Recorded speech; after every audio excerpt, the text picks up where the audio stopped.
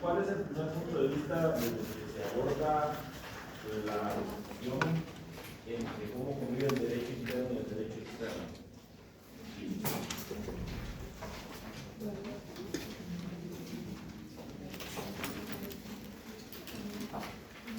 Vamos a tratar de participar.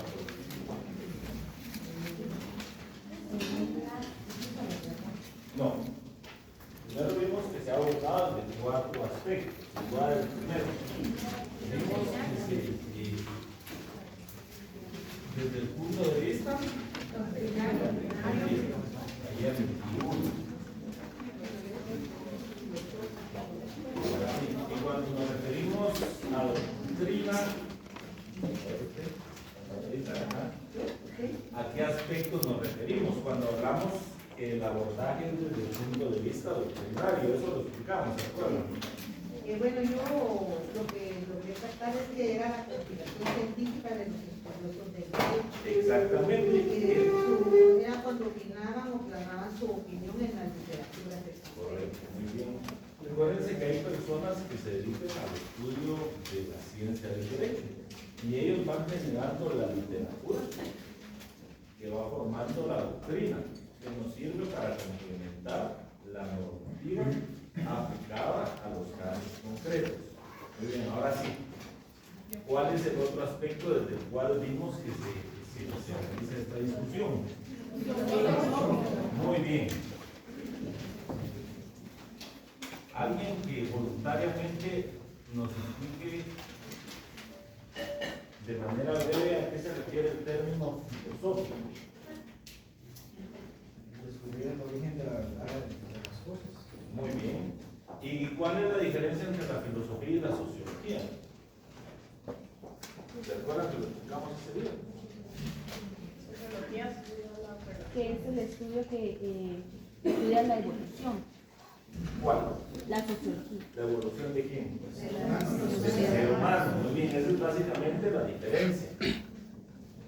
Que la sociología estudia el comportamiento y la relación entre seres humanos.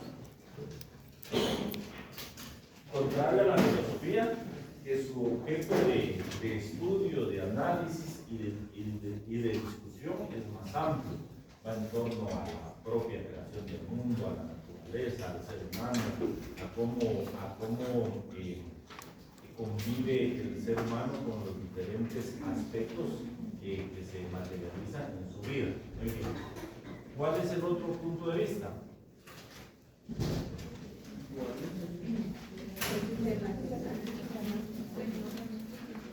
Desde un punto de vista internacional. ¿Y es que a qué se refiere? Es la relación entre los estados, es la obligación de los estados al derecho para que sea vinculante entre los países. Muy bien, efectivamente. Recordemos que estamos en la clase que cada estado tiene su propia normativa interna. Y cuando la discusión se da en torno a los aspectos de la normativa internacional, se refiere a cómo los tratados, los convenios que ratifican los países tienen que convivir sin que colisionen las normas con el derecho interno. Y el último, o el primero, porque yo creo que no era este el orden, desde un punto de vista que constitucional. muy bien. ¿Y a qué se refiere? Alguien que nos apoye.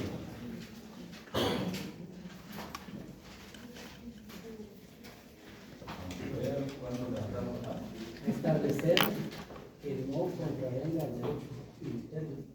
Pero ¿por qué desde el ámbito constitucional? Hay una razón.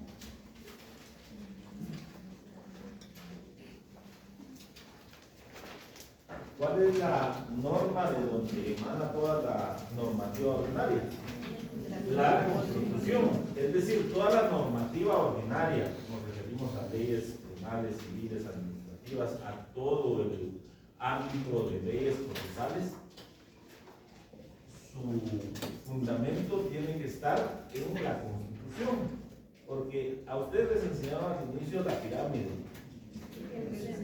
¿Y cuál es en esa pirámide la que está arriba, Constitución. la Constitución.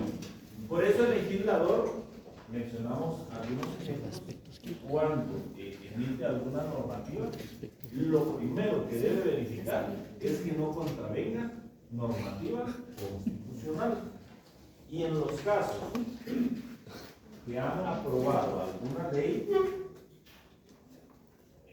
y alguna institución o algún particular se da cuenta que choca con la norma constitucional, para eso existen las vías a través de la Corte de Constitución para plantear una inconstitucionalidad, ya sea completa o parcial, ¿verdad? Entonces, por eso es lo importante del derecho constitucional dentro de esta discusión de convivencia entre el derecho interno y el derecho internacional. Porque esa puede ser una pregunta de examen. ¿Cuál es la importancia? Bueno, que de la constitución de cada país, de ahí emanan todas las leyes ordinarias y estas no deben colisionar con ninguna norma y con ningún reglamento. Luego, pues sí, ya vimos que esta discusión se da en torno a dos escuelas. ¿Cuál es la primera escuela? La dualista. Muy bien.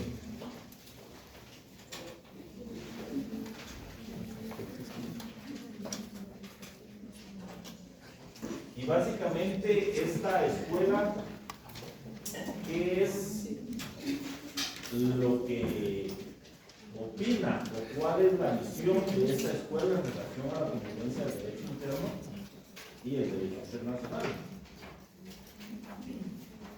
A ver, el compañerito aquí de gorra para atrás.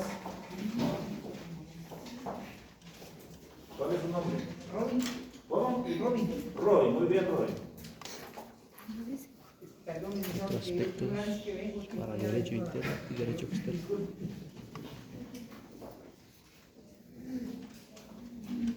¿Cuál es su nombre? Rudy. Rudy, muy bien, Rudy. Usted ayúdenos. Igual que hasta hoy. ¿Quién sigue viendo el lunes? Usted. Que tiene un comportamiento basado en la jurisprudencia y en la legislación interna y una doctrina moderna. ¿Y en qué concluye la doctrina dualista? O la escuela dualista, perdón. Exactamente. Y al final de cuentas, cuando se hace toda la relación e integración y argumentación en torno a esta discusión, esta escuela concluye que el derecho interno y el derecho externo son dos ramas del derecho diferentes. ¿Por qué? Porque cada país tiene su propia normativa interna. Cada país decide voluntariamente si ratifica o se adhiere a un tratado o convenio internacional. Y para eso vimos que el órgano encargado de verificar esta situación, ¿quién es?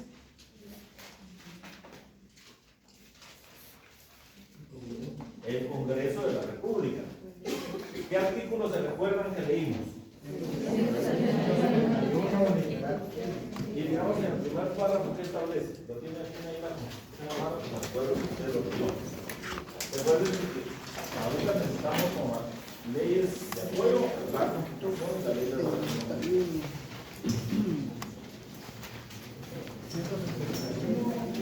Solo el principio. Decretar, reformar y revocar las leyes, aprobar, modificar o reprobar, hasta ahora 30 días antes de entrar en vigencia. El presupuesto de ingresos y egresos del Estado. El Ejecutivo deberá enviar el proyecto de presupuesto al Congreso con 120 días de anticipación a la fecha en que iniciará el ejercicio fiscal. Bueno, tenemos ahí. Pero en la literalmente dice aprobar antes de su ratificación. ¿Qué cosa? Muy bien. Entonces, esa es la conclusión de la escuela dualista, que son dos derechos diferentes. Pero también la escuela, ¿cómo se llama la siguiente? Humanista. Esto, para preguntas de examen está fácil. Dualista es de 2. Y monista de 1. Vamos a ver. Alguien que también haya venido el lunes o que le hayan pasado copia de los puntos de lunes. ¿Cuál es la postura que fija la escuela comunista? Aquí, el compañero de camisa azul que está en esta fila, yo me recuerdo que usted sí vino. Miren, tal vez no me voy a aprender sus nombres, pero sí se me queda quienes están asistiendo. Bueno, el ordenamiento interno y internacional son manifestaciones de una sola ley. Muy bien. Fíjense que esta escuela básicamente, su opinión es que el derecho interno y el derecho internacional forman un solo derecho.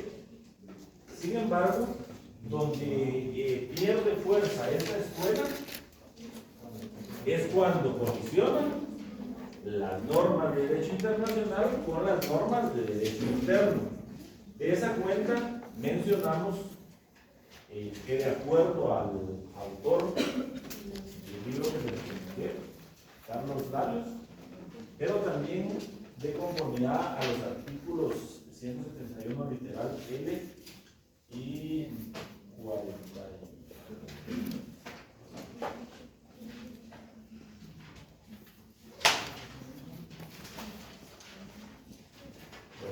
Hay otro artículo, el artículo 46.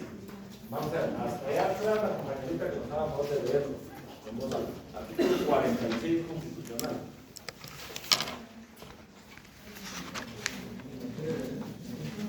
¿Cuál es su nombre?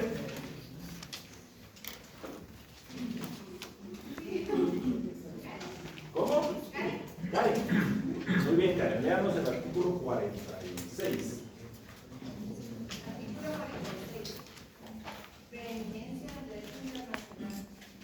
Se establece el principio general de que en materia de derechos humanos, los tratados y convenciones aceptados y ratificados por Guatemala tienen preeminencia sobre el derecho interno. Muy bien.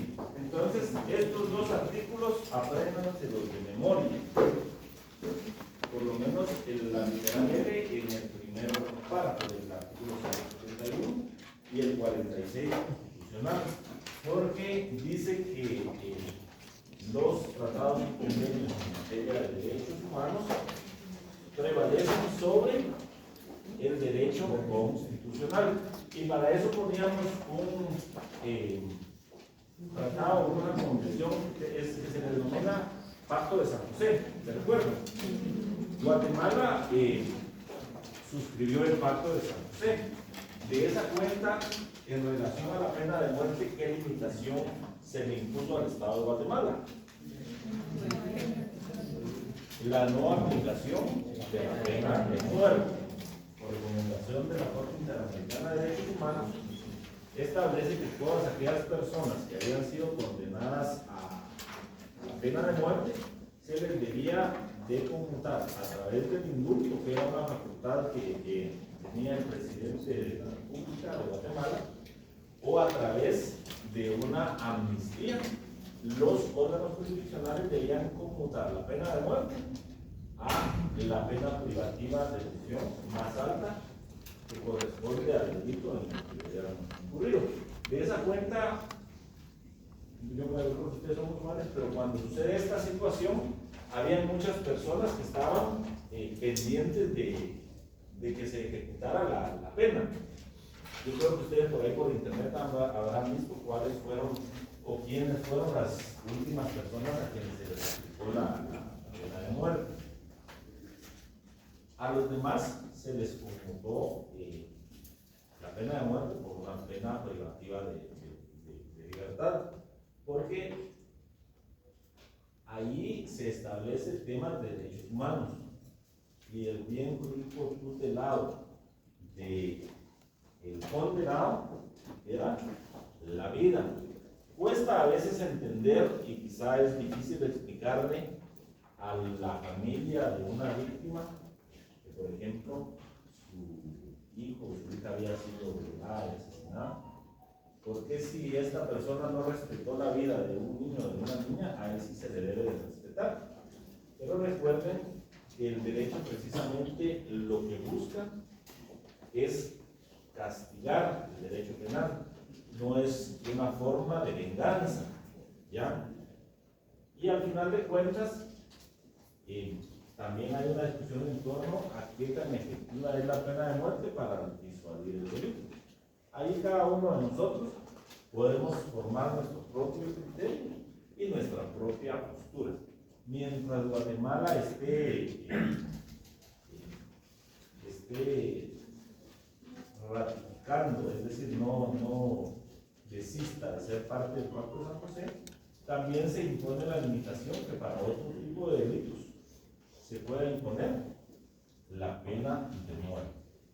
¿Y cuándo escuchamos hablar normalmente de la pena de muerte? Cada 4 años.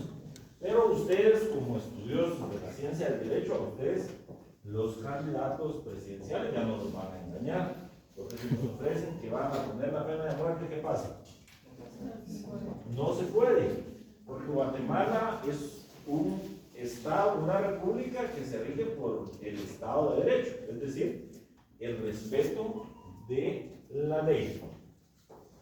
Claro, en algún momento podrían hacerse una serie de modificaciones legales, pero en el contexto actual es muy complicado para un político que pueda asumir la presidencia lograr el consenso para modificar la Constitución, para ya no ser parte de estos tratados. Entonces, esa es básicamente el obstáculo que encuentra o donde pierde fuerza la teoría monista, porque no logra explicar cómo va a convivir el derecho interno con el derecho internacional. Entonces decíamos que el autor, como referencia y bajo el criterio constitucional, prevalece la teoría dualista, porque para que a un Estado le pueda aplicar normativa internacional, debe haberla ratificado a través del Congreso de la República de Guatemala. Y mencionábamos, vamos a ver si mencionamos que Guatemala el año pasado archivó la ley de cibercrimen y ciberdelincuencia. ¿Qué convenio o qué tratado obliga a los estados a que se debe crear normativa en temas de ciberdelincuencia? ¿Se acuerdan que se los dije como tarea? ¿Quién investigó?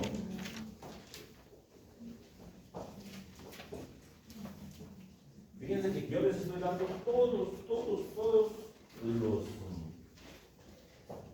los tips para que ganen, pero no quieren ganar el examen. Es la Convención de Budapest la que no ha ratificado Guatemala. ¿Por qué no la podemos ratificar? Porque no tenemos una norma interna que regule todo lo relacionado a ciberdelincuencia. Entonces, en el examen les preguntamos cuál es la escuela que prevalece. ¿Qué me van a contestar ustedes? Muy bien, la escuela dualista. Y ya vimos las razones, ¿verdad? Porque al final del estudio legal y doctrinario que se hace sobre este tema, pues sí podemos concluir que el derecho internacional no es independiente, pues necesita la aprobación del derecho interno para que éste entre en vigencia.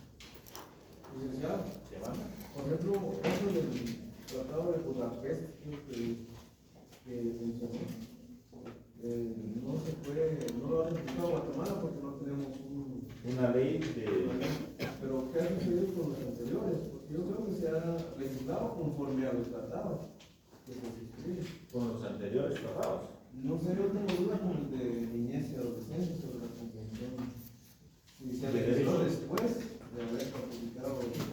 No, por eso yo no sé si recuerdan que en relación a la Convención de Derechos del Niño, creo que es, la Ley de Protección Integral de la Niñez y Adolescencia entró en vigencia después de que Guatemala ratificó esa normativa internacional. Por eso es que ahora la Ley de Protección, tanto de niñez víctima como de adolescentes en conflicto, tiene un enfoque totalmente basado en los derechos humanos. Y creo que les mencionaba, por ejemplo, la ley FINA, así se llama, Ley de Protección Integral de la Niñez y Adolescencia, básicamente otorga derechos a los niños, niñas y adolescentes. ¿Qué derechos? Derecho de opinión, derecho a que vivan en un ambiente libre de violencia, derecho a educación, derecho a salud. Porque el enfoque está basado en los principios constitucionales. Y veíamos en la Constitución Política de la República de Guatemala, cuando los constituyentes invocan en nombre de Dios y en nombre del pueblo de Guatemala, básicamente se basan en que todos los habitantes de la República de Guatemala tenemos derecho a vivir en un ambiente en donde se nos respete la vida, la integridad, en donde tengamos acceso a la salud, a la educación, a la seguridad, al trabajo. Y los primeros dos artículos constitucionales hablan de ese compromiso que tiene el Estado de garantizarnos esos derechos. Entonces, hay normativa internacional en la que Guatemala puede adherirse sin necesidad de modificar su normativa interna.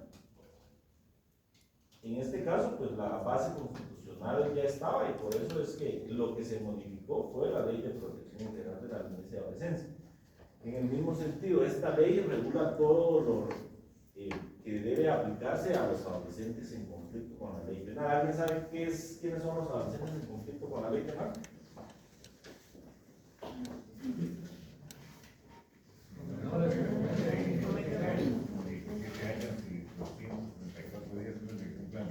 Ajá, pero ellos ¿qué pasa? Porque vemos que una parte de la ley penal es para protección de la niñez y la otra para adolescentes en conflicto. Y efectivamente aplica a los 13 antes de cumplir los 18, pero a los adolescentes, ¿qué hacen? Muy bien, pero no, la Constitución dice que los adolescentes son inimputables.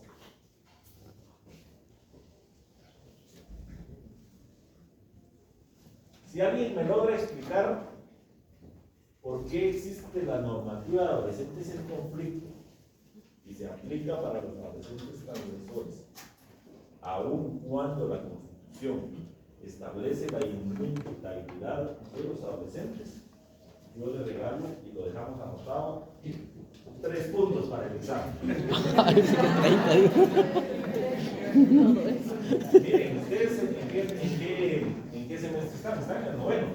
Entonces ya tienen que tener ese razonamiento jurídico, ese razonamiento lógico, ese análisis de la normativa. Entonces la respuesta es muy fácil. Aquí el compañero se va a dar sus 3 puntos. Prevalece la ley internacional.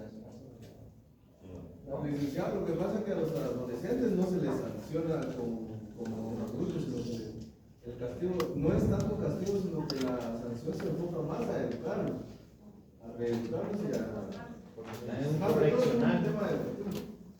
Por eso es que se le llama adolescentes en conflicto. Por la ley penal no es que estén imputados literalmente. Inclusive sus cárceles se les permite trabajar, se les permite estudiar, salir. Por esa razón va encaminado a que no es una imputación en sí, sino que es un conflicto que tiene con las normas sociales. Sí, ahí más o menos los dos dieron la respuesta.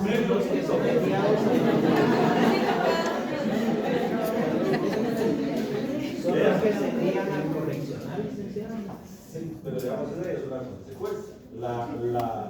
La lógica es simple. No se rompe la normativa constitucional que los adolescentes son imputables porque la Ley de Protección Integral de la Niñez y Adolescencia establece un proceso especial para los adolescentes que transgreden la ley penal. Y la diferencia se va marcando prácticamente en toda la etapa procesal, ¿ya? Y efectivamente lo que ustedes dos dijeron se acerca mucho a la respuesta correcta y a la realidad.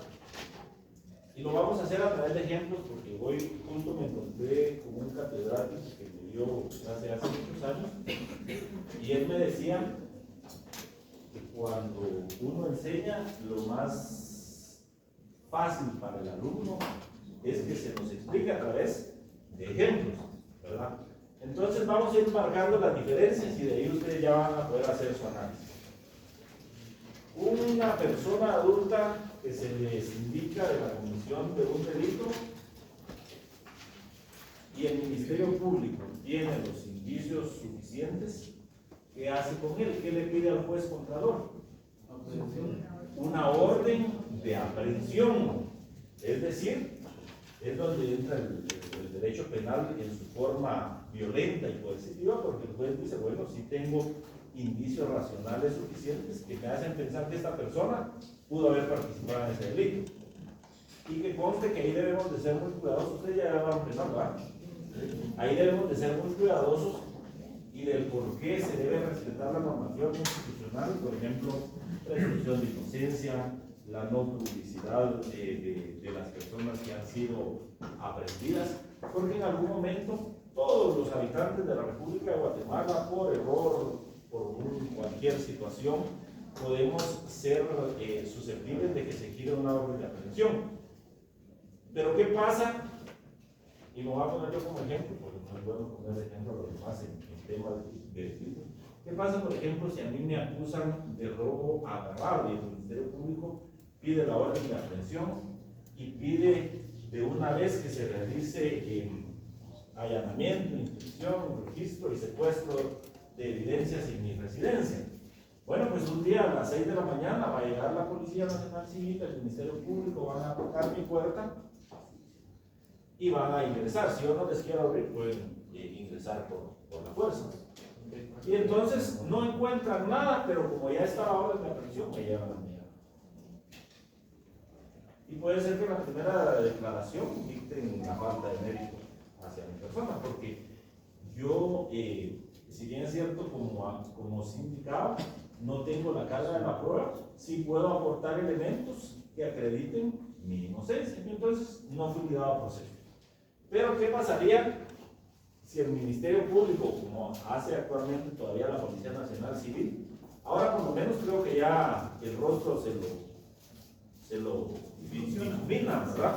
Pero, ¿qué pasa si me sacan una conferencia de prensa, capturan a peligroso ladrón de... Pero a mí ya me dio falta de mérito y el Ministerio Público no se dio cuenta que había un error. ¿Qué pasa conmigo? Pues ya me estigmatizaron, ¿ya? Porque si no me sacan en las noticias, por lo menos en mi colonia, ¿cómo me van a conocer? Ahí viene el ladrón, y aunque yo por error estuve ahí, pero en el peor de los casos, si me sacaron en las noticias, mucha gente que quizá me conozca va a decir, ah, la gran tan honrado que se me lava ahí, Razón tiene pistas. El ladrón, digamos. Y eso es lo que se trata y se busca con los adolescentes. Entonces a ellos no se les pide una orden de aprehensión. Normalmente se les cita a primera declaración. Hay casos excepcionales en donde, pues, no, por el peligro que puede implicar citar, se le pide al juez contralor, es decir, al juzgado de adolescentes en conflicto con la ley penal, que nos dé una orden de aprehensión, ¿ya? Pero esa es la excepción. En cambio con los adultos, pues normalmente son órdenes de aprehensión. Rara vez se cita a las personas a primera declaración. Desde mi punto de vista, en aquellos delitos en donde si han investigado y ven que no hay peligro de fuga, que no hay peligro de hice la investigación, pues lo más sabio es que me citen la primera declaración y no que me vayan a capturar. Pero eso ya son criterios fiscales y decisiones también de los órganos jurisdiccionales que emiten este tipo de... Pero fíjese que tal vez con Guatemala no, como que ese procedimiento para los adolescentes no se da porque en zona 21 han capturado, porque digo yo que son jóvenes que a los 100 quetzales les dan un teléfono, los van a dejar a una tienda para la extorsión. Y como que... Y hacen un operativo. Y le hacen un operativo. Ah, bueno, pero ahí hay una diferencia. ¿Cuál es la diferencia ahí? Ahí hay Ahí hay flagrancia, es decir, la policía y no se o los puede determinar la investigadores. edad. ¿Perdón? No se puede determinar la edad y hay flagrancia. Exactamente. Ahí los investigadores no pueden obviar el deber que tienen de aprender a una persona que está en la plena comisión de un delito. Pero fíjense, pues, ¿qué pasa? Y qué bueno que puso ese ejemplo, porque aquí vamos a ver otra diferencia con los adultos. Un adulto cuando es aprendido en flagrancia, ¿cuánto tiempo tiene para, bueno, en teoría para ser puesto a disposición del juez competente? 6 horas. 6 horas. Y debe ser escuchada en su primera declaración 24 horas. aunque sabemos que eso, pues ahora aquí en Guatemala es una utopía. Cuando se tomó la práctica de inventar la prisión, provisional, es una figura legal que no existe. Y de hecho, esa fue la idea de crear los juzgados de turno, que las personas que fueran aprehendidas dentro de 24 horas resolvieran su situación jurídica, ya sea que se les dictara una falta de mérito, se les ligara procesos, se les otorgara medida o se dictara auto de prisión preventiva. Pero sabemos que en la práctica no sucede así. Pero ¿qué pasa con los... bueno, y normalmente a un adulto, a nosotros los adultos, si nos detienen, nos llevan a una comisaría, mientras hacen ellos su Prevención policial. informe, mientras documentan la razón de la aprehensión. Con los adolescentes la ley es muy clara y yo no sé si ustedes se recuerdan, yo creo que ustedes sí y lo vamos a poner aquí. Los adolescentes establecen la ley que deben ser puestos a disposición del órgano contralor inmediatamente. ¿Qué significa inmediatamente? En el término de la distancia de donde fue la aprehensión, si se tarda 1 hora para llegar al juzgado, ese es el tiempo que tiene para ponerlo a disposición. Y ahí sí los jueces lo escuchan inmediatamente. Yo tuve oportunidad de ver algunos procesos de adolescentes y los fiscales tienen menos de 1 hora para prepararse y entrar a primera declaración. De hecho, ahí se practica mucho el tema de la oralidad del proceso. Entonces, muchos jueces son del criterio que no piden la declaración o la información testimonial del agente captor de la víctima, sino que los ingresan a la audiencia y de manera verbal hacen saber al juez o a la juez la razón por la cual el adolescente fue aprendido. Esa es otra diferencia. Los adolescentes, fíjense que hay varios casos en donde la Policía Nacional Civil, por desconocimiento, los llevó a la subestación, les tomó fotografía y los subió a sus redes sociales. Eso es prohibido. Los adolescentes no pueden estar en una subestación. Y de hecho a muchos policías se les certifica lo conducente, porque cuando la juez los interroga, le pregunta: ¿usted qué hizo? Lo llevé a la subestación. Y entonces se dan cuenta que no fue puesto a disposición el término de la distancia. Y muchos abogados, como ahora en las redes sociales, se divulga todo y la policía, para tratar de dar la percepción de que están siendo efectivos, cualquier aprehensión antes la subían a sus redes sociales. Entonces muchos abogados defensores, cuando ya entraban a la audiencia, hacían, ponían de manifiesto: mire, o en la declaración que daba el fiscal decía: lo puse de manera inmediata a disposición de este órgano. Cuando verificaban al abogado, mire, pero si era antes, ya lo llevaron a su estación, le pegaron, lo fotografiaron y lo publicaron. Y el caso que yo les iba a mencionar, no sé si se recuerdan, de un periodista que se le certificó lo conducente por grabar cuando estaban ingresando a un menor de edad a un juzgado. No sé si se recuerdan de ese caso, un periodista que sube muchos videos. Y en ese caso se trató de criminalizar a la juez porque le certificó lo conducente al periodista, pero digamos, si uno lo analiza desde el punto de vista legal, si ella no lo hacía, ella incurría en la comisión de un delito, la omisión de denuncia. Entonces, esos son los aspectos que hacen diferente el proceso penal. Y luego ya entramos a términos, ya entramos a la parte procesal. En los adolescentes se debe de privilegiar medidas no privativas de libertad, es decir, medidas que no sean de enviarlos a los centros correccionales. Claro que la misma ley establece las excepciones, pero en el caso de los adultos, el Ministerio Público hace su petición, la defensa hace su petición que se le otorgue medida. Pero ¿quién tiene el poder de decidir si lo manda a prisión preventiva o no? El juez, porque él valora, bueno, aquí será que hay peligro de fuga, será que hay peligro de obstaculización, tiene que hacer su análisis legal, su argumentación, y de esa cuenta establece si le aplica una medida o lo manda a un auto de prisión preventiva. En el caso de los adolescentes, si el fiscal, que tienen que ser fiscales especializados en adolescentes, si el fiscal no pide la medida que sea privado de libertad del adolescente, aun cuando sea un delito muy grave, el juez no puede aplicarla. Hay leyes, esa ley es bien bonita, hay leyes en la ley, el juez no la puede aplicar. La medida cautelar de privación de libertad, porque allá sí se le llama medida cautelar de privación de libertad, únicamente puede ser aplicada a solicitud del fiscal. Vean qué responsabilidad la que tienen ahí los fiscales. Y de hecho hay jueces que se lo hacen ver al adolescente.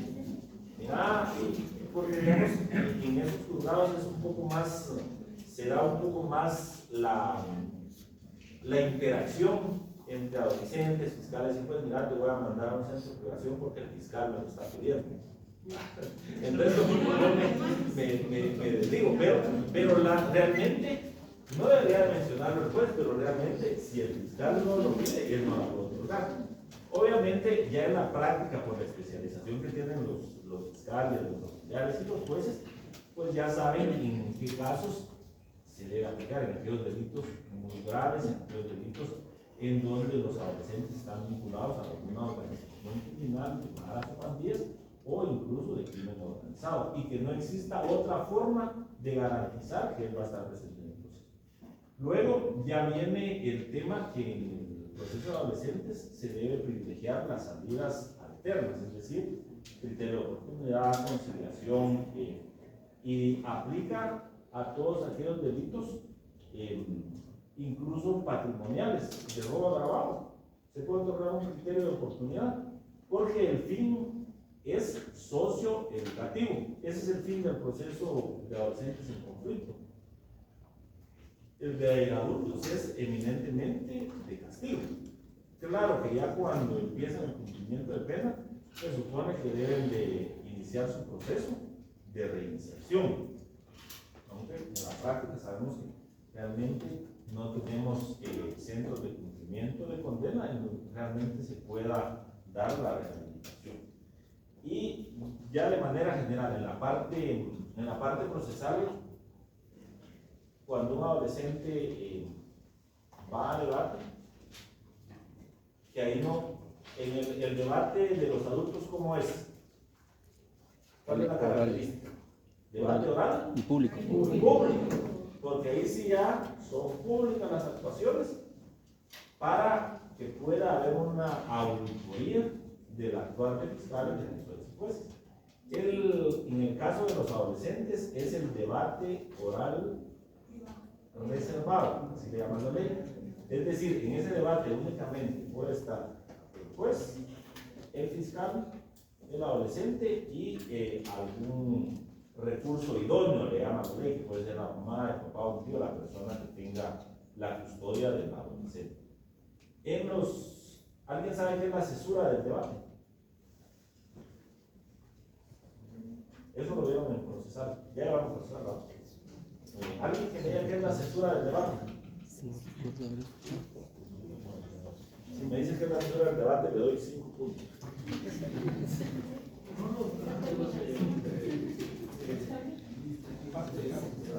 ¿Cómo?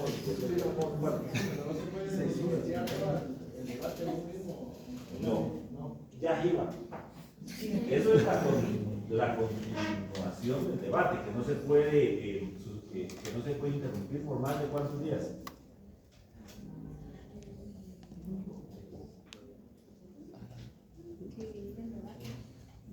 Ajá. Que no se puede interrumpir por más de 10 días, y no se tiene que volver a iniciar.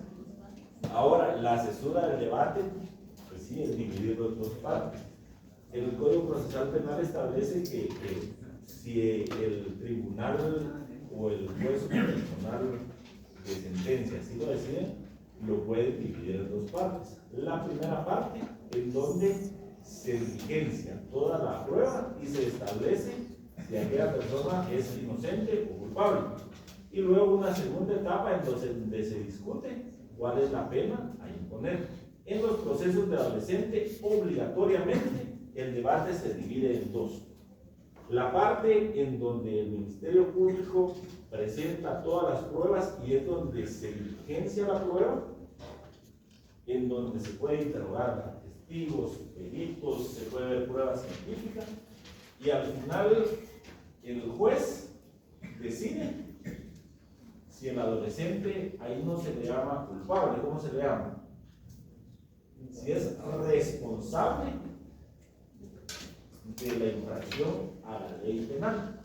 Entonces, si un juez ve que aquel joven fue acusado y a su juicio las pruebas no acreditaron su participación en el delito, ya no hay segunda parte, porque ya no hay responsabilidad penal de él.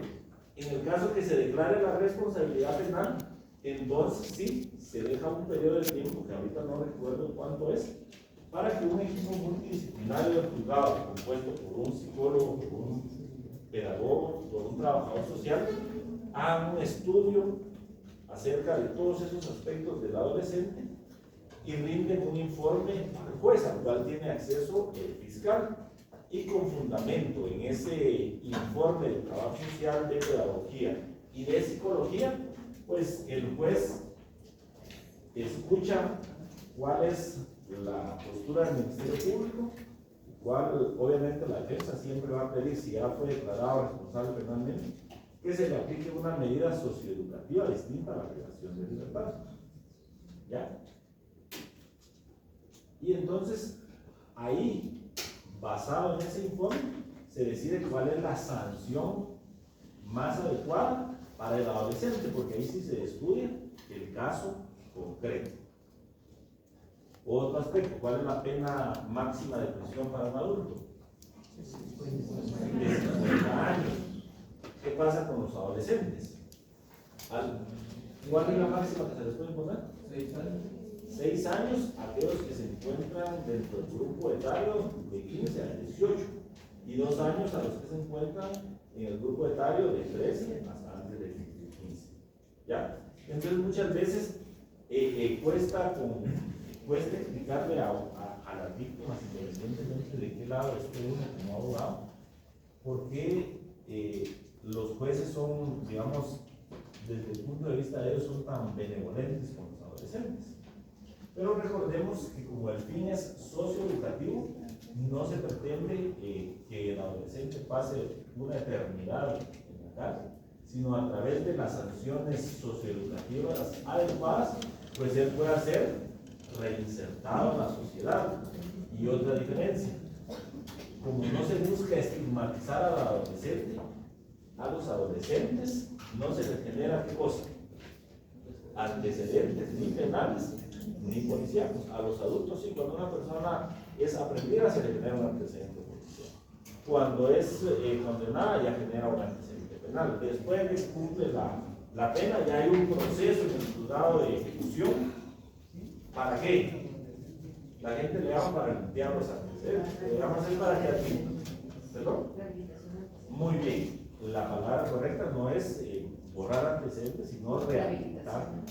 Porque también si ya cumplió su pena, pues tampoco va a estar exacto, no va a estar estigmatizado todavía. En cambio, en los adolescentes no se genera ningún tipo de antecedente. Por último, ¿qué pasa con los adolescentes que son condenados por algún delito de índole sexual? ¿Y qué pasa con los adultos que son condenados también por este tipo de delitos? Cuando ya la sentencia está firme y ejecutoriada, ¿qué pasa? ¿Dónde son inscritos? En el Registro Nacional de Agresiones Sexuales, un registro administrativo que tiene el Ministerio Público. Los adolescentes no. Los adolescentes no pueden ser inscritos en ese listado de agresores sexuales porque si no se les, después de rehabilitados, se echa a perder su proyecto de vida. Obviamente, cuando se crea la ley y el Ministerio Público baja su base de datos de todas las personas agresores sexuales, ahí se incluyó adolescentes, porque pues no se llenaba adecuadamente el programa que usa el Ministerio Público, pero cuando ya son adultos y sacan antecedentes, entonces, sacan su constancia de no agresor sexual, le aparece y llegan al Ministerio Público y dicen, miren, yo fui sancionado por ese delito cuando era adolescente. Entonces, solo se pide certificación al juzgado, es un procedimiento, o él mismo la lleva y se le borra de ese listado. ¿Qué pasa con los adultos? Fíjense que hay adultos que fueron sancionados antes de entrar en vigencia el registro. Pero como la ley de agresores sexuales establece que ese registro es inalterable, muchas personas llegan a pedir que se les elimine de ese listado. Sin embargo, por la inalterabilidad de ese registro, no se procede. Y de hecho, yo conozco de 2 casos que llegaron al amparo. Y a través de la vía del amparo, pues se impone que no se les puede eliminar de ese registro, porque no es que se les esté aplicando la ley de manera retroactiva, porque ese es un registro administrativo. Entonces, eso es lo que sucede con los adolescentes en conflicto. ¿Ese es el caso de un homónimo? Fíjense que difícilmente una persona, claro que se pueden dar, pero hasta donde yo tengo entendido, el RENAS tiene su procedimiento para verificar que realmente la persona que van a inscribir coincida y que no surja ningún homónimo, porque recuérdense que ese registro sí ya va a ser permanente. ¿Ya? Claro que si hay un caso, pues se les pasó y se dio, está el procedimiento para acreditar que no soy yo la persona, sino es una persona que tiene el mismo nombre, y en esos casos pues sí aplica que se le elimine de ese registro porque ahí hubo un error de registro. Bueno, entonces básicamente esa es la diferencia entre el derecho penal de adultos y el de adolescentes. Para solo unos minutitos más, para seguir con el contenido del programa, vamos a ver qué denominaciones se les da al derecho internacional público. Una de las denominaciones iniciales que se le dio era que se le denominaba derecho especial. El derecho oficial surge en Roma y está relacionado a que en Roma existía un funcionario que era el encargado o el emisario de ir a declarar la guerra a otro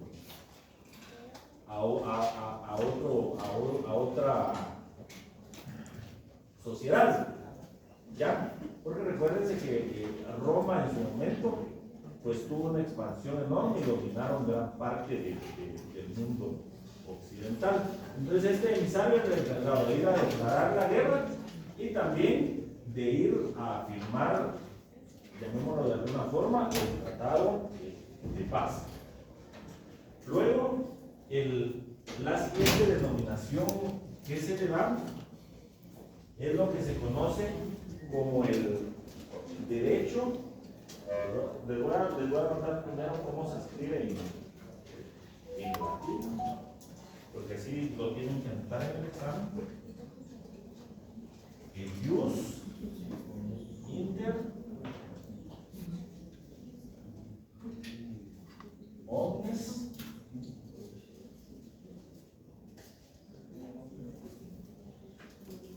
Gentium. gentes. Bueno, ahí está fácil la información del latín. ¿Jus qué significa? Derecho. Entre todos Entre todos. y Gente. gentes, personas. Derecho entre todas las personas. Este término se utilizó en la Edad Media y eran las normas que se aplicaban a todos los pueblos. Este término fue inventado por un fraile dominico que se llamaba Francisco Vitoria. Él fue el que acuñó este término.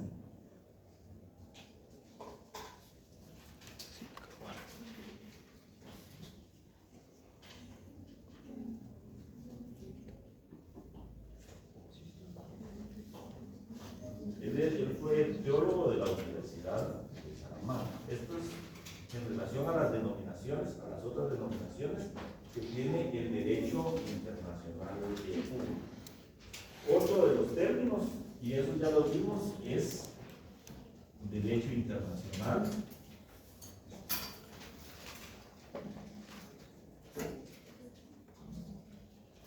Ese se recuerda que lo vimos en una de las clases.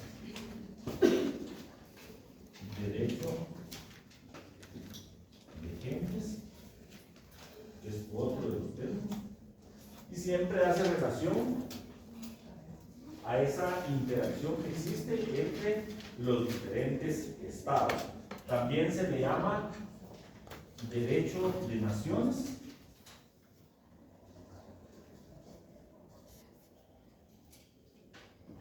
¿Sí se entiende, verdad? Y por último, también se le llama, vamos a anotarlo acá, ley internacional. Entonces, ahí ustedes ya tienen varias acepciones que aluden a las denominaciones del derecho internacional público. Entonces, en el examen les voy a preguntar, mencione 3 denominaciones que tenga el derecho internacional público. Y pues ustedes ya pueden mencionar el derecho especial, puede ser que les preguntemos qué es el derecho especial, ustedes ya saben que era el emisario encargado de ir a declarar la guerra y también de firmar la paz entre las sociedades a quienes se les había declarado la guerra. El jus inter omnes gentes, y es el derecho entre todas las gentes, y este es un término que fue acuñado por quién? Era un fraile dominico de la Universidad de Salamanca. Y por último vamos a ver de manera rápida, no se van a citar porque ya sé que se quieren. Vamos a ver de manera rápida la evolución del derecho internacional y los derechos humanos. ¿Y por qué les digo que lo vamos a ver rápido? Porque si ustedes se conectaron a la clase virtual de la semana anterior, ahí evolución del derecho internacional y los derechos humanos. Esa es la siguiente parte. Entonces, les digo que lo vamos a ver de forma rápida porque eso ya lo vimos en la clase de manera general. Y establecimos que en la evolución del derecho internacional se dan 2 escuelas. ¿Cuáles son esas escuelas? No. La dualista y la moneda. analiza el derecho interno con el derecho externo. Cuando hablamos de las escuelas y de la evolución del derecho, fíjense, por eso presten atención a lo que se les pregunta. Y en el examen, de hecho, antes de contestar uno, lo que debe hacer es leer todo el examen. Entonces, en la evolución serán dos escuelas. Y las vimos, yo ahí tengo mis notas, en las primeras clases virtuales. ¿Alguien se acuerda? Está bien fácil. La primera y la segunda. Por eso no había ofrecido puntos. Por lo menos me consuela que una persona me puso atención en la clase virtual. Sí, está la primera y la segunda escuela. Fácil, ¿verdad? Ahora, ¿qué establece la primera escuela?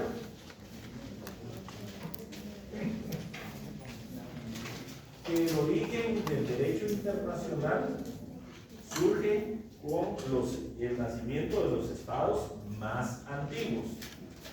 Y ahí me recuerdo que les mencioné varios ejemplos, ahorita no me acuerdo de cuáles fueron esos estados más antiguos.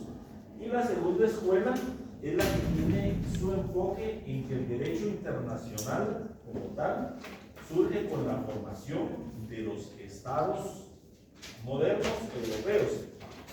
¿Y cuándo surge la formación de los estados modernos? ¿A partir de qué siglo? 16. A partir del siglo XVI. Luego, en esa evolución que tiene el derecho internacional, se da la edad antigua y la edad media. Entonces, ya en este periodo de tiempo surgen sociedades que ya tienen una visión no local, sino con fines expansionistas, o que ya ven las cosas de carácter universal, en donde se dan cuenta que una sociedad no puede estar aislada. Obviamente en la actualidad todavía existen algunas tribus que no han entrado a la civilización, pero son las excepciones.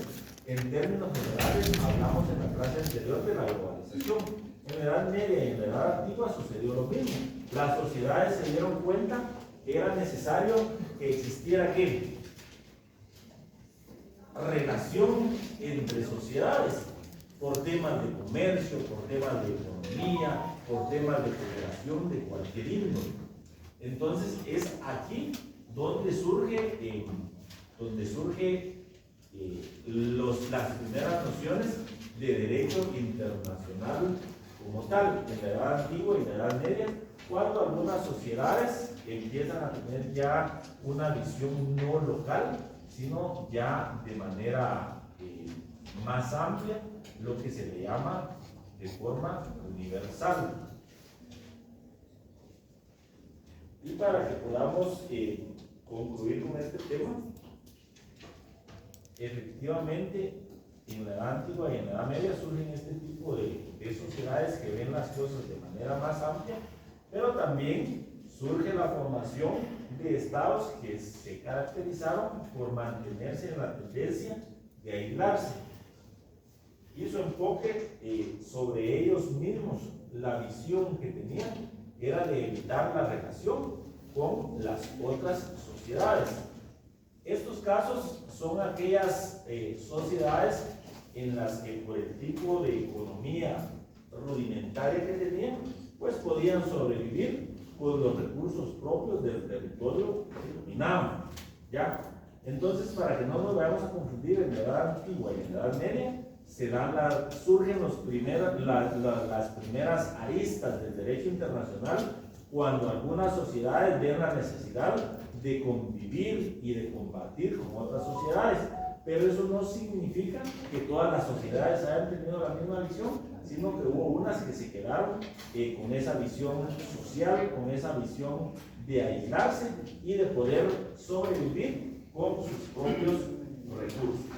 Y luego, en 1792, cuando se da la desintegración de Roma como un imperio, recordemos que Roma dominó gran parte del mundo, pero a partir del siglo XVII pues se rompe esa hegemonía que tenía Roma, y entonces también los pueblos se ven en la necesidad de ir formando sus propios estados, y eso los lleva a entablar relaciones con otros estados para poder ya iniciar las relaciones comerciales. Ahí es donde se inicia,